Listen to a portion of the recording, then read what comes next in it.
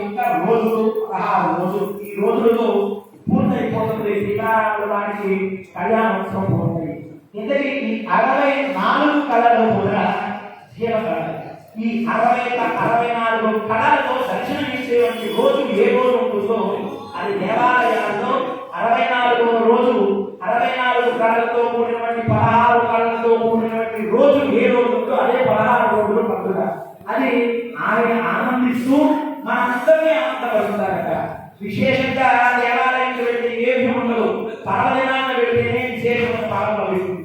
కానీ ఈ రోజున 64 కళలతో కూడినటువంటి యొక్క శ్రీమన్నారాయణుడు 16 కళలతో అందులోని అత్యంత జీవ కళలైనటువంటి 16 కళలతో ఆనందాన్ని కలుగుతూ ఆనందరహితంగా చక్కటిమైనటువంటి సీతామహాలక్ష్మితో కూడి ఉన్నవాడై శ్రీమన్నారాయణ స్వరూపముగా శేష కల్పం పైన శయించి అందరినీ కూడా ఉద్ధరించడానికి ఎదురు చూస్తూ ఉన్నాడు పరమాత్ముడు.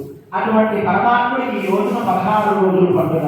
ఈ 16 రోజుల పండుగలో కొత్తగా అంటే ఆ యొక్క కాలంలో ఏవే పండ్లు పండుతాయో పండ్లు, తీపి పదార్థాలు, మధుర పదార్థాలు ఆ కాలంలో దొరికేవి.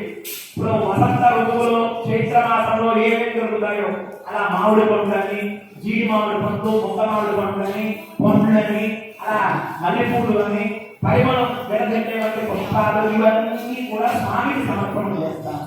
స్వామికి సమర్పణ చేసి మంచం పైన భక్తులాంటి ఆ స్వామి వారు చక్కగా దత్తత తాంబూలం ఇస్తారు. స్వామివారే ఇస్తారు, మనం ఎవరూ కూడా దానికి ఆశ్చర్యం కాదు.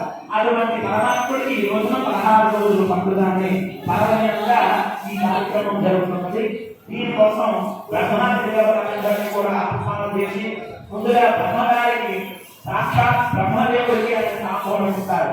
బ్రహ్మగారికి ఇంద్రాది దేవతలందరికీ కూడా తాంబూలం ఇచ్చిన పిమ్మట భక్తులందరికీ అవకాశం ఉంటుంది. భార్యాభర్తలు వచ్చిన వారు మాత్రమే ఈ అవకాశం ఉంటుంది అనేది శాస్త్రం చెబుతున్నది.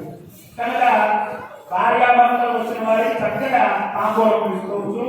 ఏమంటే మా నాన్నగారు తాంబూలం తీసుకున్న తర్వాత వస్తారండి, మీరు తాంబూలం ఇవ్వండి అంటే కనుక ఆ మేరకంటే చిల్లు పెట్టుకుని తాగడానికి ఉపయోగపడుతున్నారు తప్ప దత్త తాంబూలానికి మాత్రం ఉపయోగపడదు. దత్త తాంబూలం అని చెప్పరు కదా, అక్కడ భార్య తాంబూలం అంటారు. భార్య ఒక్కనే వచ్చి తీసుకుంటే ఏమైపోతుంది, భార్య తాంబూలం అవుతుంది. ఆ టైంగా ఎందుకు ఉపయోగపడుతుంది, ఇంటికి పెట్టి చిల్లు పెట్టుకొని తాగడానికి మాత్రమే ఉపయోగపడుతుంది.